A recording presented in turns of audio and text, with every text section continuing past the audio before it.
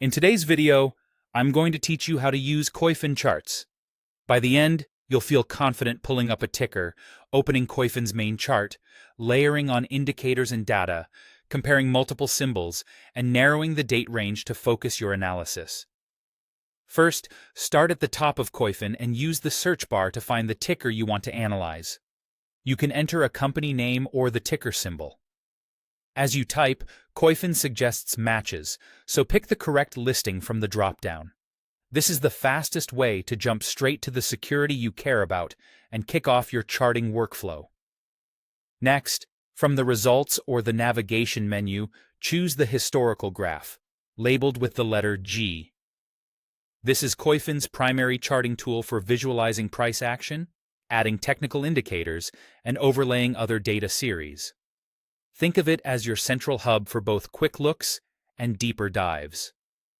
Once the chart is open, click the button that says Plus Add Metric. This lets you place additional data series right onto your chart. You can bring in classic price-related fields like volume or explore other available series to round out your view. Each added metric appears as a new plot or overlay, giving you a more complete story without leaving the page.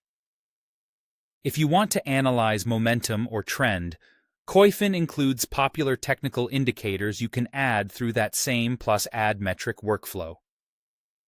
Consider simple or exponential moving averages to smooth price and spot trends, the relative strength index to gauge overbought or oversold conditions, and MACD to identify shifts in momentum.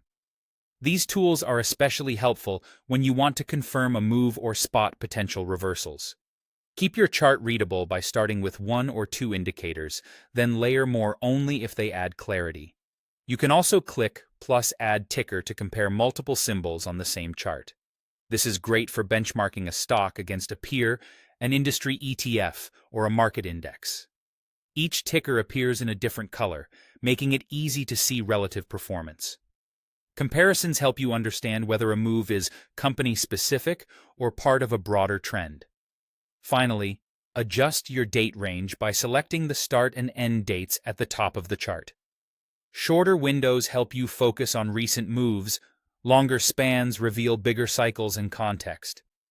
As you change the range, everything on the chart updates, including indicators and additional metrics, so your view always stays consistent.